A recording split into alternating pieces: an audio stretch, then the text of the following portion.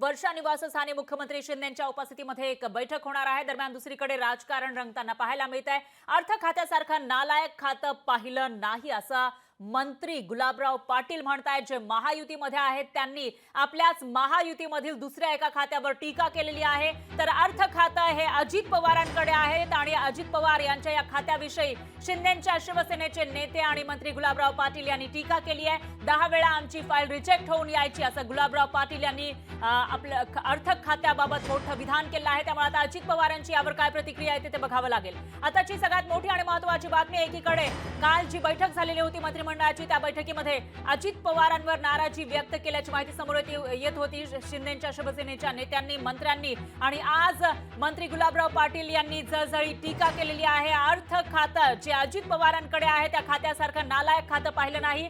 10 वेळा आमची file reject होऊन यायची असं गुलाबराव पाटील म्हणाले। आणि त्यांच्या या वक्तव्यानंतर आता वेगवेगळ्या चर्चा रंगलेल्या आहे। अर्थ खात्यावरून गुलाबराव पाटील यांनी अजित पवारांवर टीका केली आहे।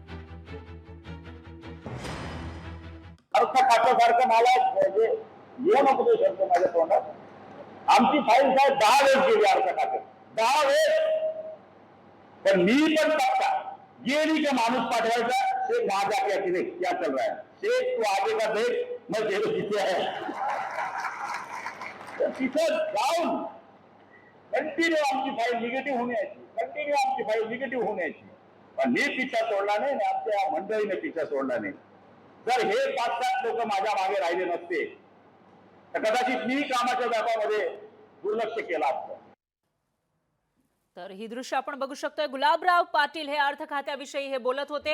अर्थ खात्यावर जळजळी टीका गुलाबराव पाटलांनी केलेली आहे। मात्र एक गोष्ट या ठिकाणी पाहण्यासारखी आहे ती म्हणजे गुलाबराव पाटील हे सुद्धा सत्तेत आहेत, ते मंत्री आहेत, फक्त त्यांचा पक्ष वेगळा आहे आणि त्यांनी सत्तेतच सहभागी असलेले अर्थमंत्री जे एक मोठं महत्त्वाचं खातं असतं अशा या अर्थ खात्याविषयी हे भाष्य केलं आहे आणि टीका केली आहे। त्यामुळे महायुतीमध्ये सारं काही आलबेल नाही का असा सवाल या ठिकाणी उपस्थित होतोय। आताची सगळ्यात मोठी आणि महत्त्वाची बातमी म्हणावी लागेल, गुलाबराव पाटील यांनी अजित पवारांच्या खात्यावर टीका केली आहे। दरम्यान गुलाबराव पाटील नेमकं काय म्हणाले ते पुन्हा एकदा ऐकूयात। अर्थ खात्यासारखं नालायक म्हणजे ये नको तो शब्द माझ्या तोंडात। आमची फाईल साहेब 10 वेळेस गेली अर्थ खात्यात, 10 वेळेस। पण मी पण पक्का ये नहीं का माणूस पाठवायचा, शेख वहां जाके अकेले क्या चल रहा है, शेख तू आगे का देख, मैं जेल जिथे है तिथं जाऊन कंटिन्यू आमची फाईल निगेटिव्ह होऊन यायची, कंटिन्यू आमची फाईल निगेटिव्ह होऊन यायची। पण मी पिछा सोडला नाही आणि आमच्या मंडळीने पिछा सोडला नाही। जर हे 5-7 लोक माझ्या मागे राहिले नसते तर कदाचित मी कामाच्या व्यापामध्ये दुर्लक्ष केलं असतं। दरम्यान याविषयी प्रतिक्रिया देण्यासाठी राष्ट्रवादीचे अमोल मिटकरी हेही आपल्यासोबत जोडले गेले आहेत। अमोल मिटकरीजी, गुलाबराव पाटील जे सध्या सत्तेत आहेत, मंत्री आहेत, त्यांनी अर्थ खात्याविषयी एक मोठं विधान केलंय। अर्थ खात्यासारखं नालायक खातं पाहिलं नाही, आमची फाईल रिजेक्ट होऊन यायची असं ते म्हणतायत। तुमची काय प्रतिक्रिया? मी गुलाबराव पाटलांचं वक्तव्य ऐकलं नाही। पण जर ते असे बोलले, मिटकरीजी ऐकू शकतो, या ठिकाणी त्यांचा हा बाईट आहे। ऐकवा।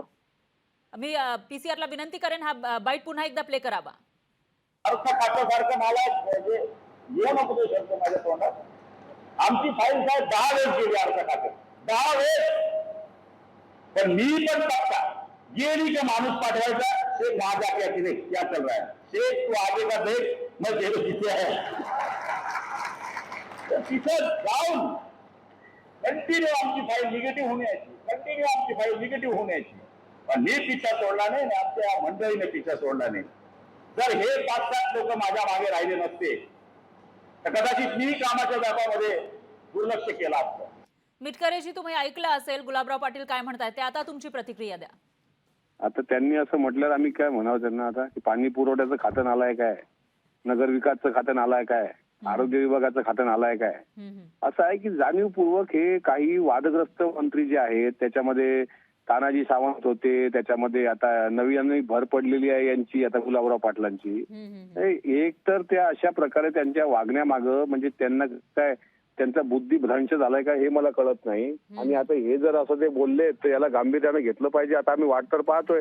आम्ही मागेही सांगितलं होतं की आम्ही यादी काढून ठेवली की जे जे हे वाचाळवीर आहेत ज्यांना ह्या महायुतीमध्ये वितुष्ट निर्माण करायचं आहे, ते वाचाळवीरांच्या यादीमध्ये आता गुलाबराव पाटलांचंही एक वक्तव्य आलं. त्याच्यामुळे ते गुलाबराव पाटील पाणी पुरवठा मंत्री असताना ते खातं किती नालायक होतं हे आम्हाला आता सांगायला भाग पाडू नका.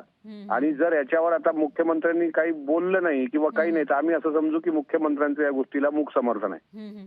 मिटकरीजी, पण तुम्ही आता उल्लेख केला तानाजी सावंतांचा किंवा इतर मंत्र्यांचाही. त्याच पद्धतीने काल जी मंत्रिमंडळाची बैठक झाली त्यामध्ये सुद्धा अजित पवारांविषयी नाराजी व्यक्त करण्यात आली आणि शिवसेनेचे मंत्री आक्रमक झाले होते अशी माहिती समोर आली आहे. नाही, त्यांच्यामधलं आतली जी बातमी आहे ती बाहेर येऊन नंतर मग ती खदखद शंभूराज देसाईंनी व्यक्त करून दाखवली. म्हणजे त्यांच्या मनात काय खदखद आहे. एक तर लक्षात घेतलं पाहिजे, मी काही मिनिटांपूर्वी एक फोटो ट्विट केलाय की माननीय बालकल्याण मंत्री आदिती तटकरे यांनी दहीहंडी महोत्सवाचा जो कार्यक्रम घेतला त्याच्यामध्ये सर्वात उंच पायरी दाखवलेली आहे मुख्यमंत्री लाडकी बहीण योजना. सगळीकडे आम्ही मुख्यमंत्री लाडकी बहीण योजनाच बोलतो आहोत आणि अजितदादांच्या भाषणातून सुद्धा मुख्यमंत्री लाडकी बहीण योजना हाच उल्लेख होतोय. आता काही ठिकाणी फक्त लाडकी बहीण योजना झाली असेल तर त्याच्यात त्यांच्या पोटात उठण्याचं काही कारण नाही. मग आता बजेट सादर झाल्यानंतर अनाथांचा नाथ एकनाथ म्हणून ज्यावेळेस सगळीकडे बॅनर झळकले त्यावेळेस काही राष्ट्रवादीने आक्षेप घेतला नाही. त्यांचं जर असं म्हणणं असेल की मुख्यमंत्री लाडकी बहीण योजना तर हो ना बाबा, मुख्यमंत्री लाडकी बहीण योजनाच आहे ना, पण जर कुठं नाव गहाळ झालं असेल तर आम्ही दुरुस्ती करून पुढे जाऊ. मात्र शंभूराज देसाईंना आमचा प्रश्न आहे की तुमच्या तानाजी सावंतांनी तोंडसुख घेतलं, आता गुलाबराव पाटील असे बोलतायत, आता याच्यावर काही बोलणार आहे की नाही की फक्त मान सन्मान आणि अपमानाच्या गोष्टी तुम्हालाच आहेत शिवसेनेला आणि आम्ही फारच लाचार आहोत. ती अशी कृपा करून त्यांनी ही मूर्खपणाची चूक करू नये. यांना मी वारंवार आम्ही सांगतो आहोत की जास्ती म्हणजे आपल्या अवकातीपेक्षा यांनी या मंत्र्यांनी सुद्धा बोलू नये. आम्ही आमच्या पद्धतीनं शांततेनं उत्तर देत आहोत. कुठेही आम्ही महायुतीत वितुष्ट निर्माण असं बोलत नाही, पण अशा प्रकार पद्धतीने बोलत असतील तर हे खपून नाही केला जाणार. मिटकरीजी, तुमचा मुद्दा लक्षात आला आहे. आता याच्यावर इतर जे मंत्री आहेत नेते आहेत त्यांची काय प्रतिक्रिया आहे ते बघावं लागणार आहे. दरम्यान धन्यवाद तुम्ही दिलेल्या या प्रतिक्रियेसाठी. लोकशाही मराठी ऐका, पहा, जागरूक रहा.